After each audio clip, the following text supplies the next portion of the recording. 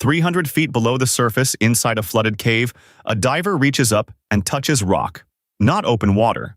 A solid stone ceiling. There is no way straight up, and a moment ago there was a clear path out. Now there is nothing but a wall of brown and total silence. This is what makes cave diving different from every other kind of diving. And it is why calm, experienced, careful people still don't always come back. In open water, if something goes wrong, you have an escape hatch, and it is above you. You can always, in the end, go up. Slowly, carefully, but up. The surface is right there. In a cave, that door is gone. Above you is solid rock. The only way out is the way you came in. One exact path, sometimes thousands of feet long, back through the dark. So let's go back to that 300 feet, because depth changes everything. The deeper you go, the harder the water presses in on you. And the air in your tank, the same lungful that would last a long time at the surface, gets squeezed into a fraction of the space. Far down, you burn through your air many times faster than you would in shallow water. Your safety margin isn't just thin, it is shrinking with every breath you take. And there is something stranger happening inside your blood. Under that much pressure, the ordinary nitrogen you breathe starts to behave like a drug. Divers call it narcosis. It feels a little like the first sip of a strong drink. Warm, calm, a little too relaxed. The trouble is, you don't feel impaired. You feel fine. And fine is exactly when a diver forgets to check a gauge, or misjudges a turn, or quietly decides the rules don't apply today. Now add the silt. The floor of a cave is often covered in a fine, soft powder, built up over thousands of years. One careless kick of a fin, one clumsy hand on the bottom, and it lifts into the water like smoke. Within seconds, a diver who could see far across the tunnel cannot see their own hand. This is a silt-out, and this is the moment the cave becomes a trap.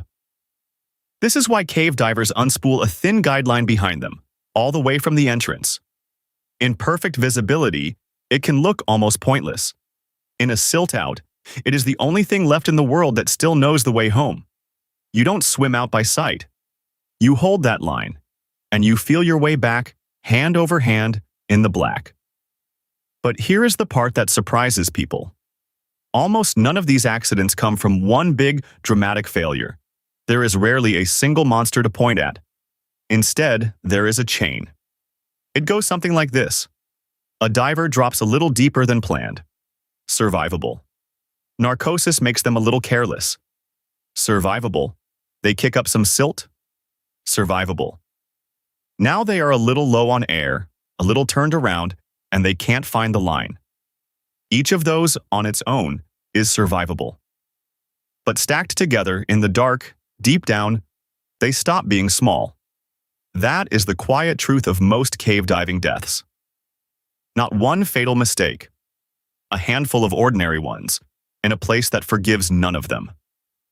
And that is exactly why the rules that exist today are written the way they are.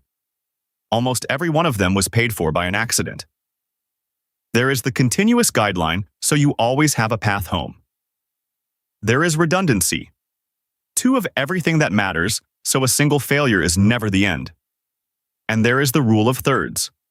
1/3 of your air to swim in, 1/3 to come out, and a full third held back, untouched, for the moment everything goes wrong. Those are not suggestions. They are the distilled memory of everyone who didn't make it out.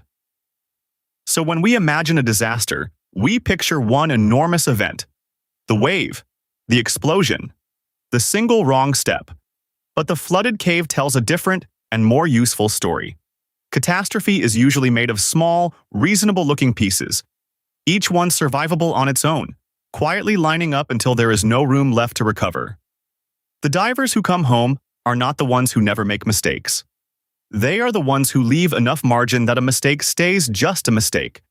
So the next time you see a still, dark pool of water and think how peaceful it looks, picture that thin line running off into the black, and everything it is quietly there to hold back. And the next time someone asks you how a calm, experienced diver can get lost 300 feet inside a cave, and what that has to teach the rest of us about how disasters really happen, well, then you'll know. If this one stayed with you, go and look at what happens to the human body at the very top of the world, in the death zone. It is the same story, told in thin air instead of deep water.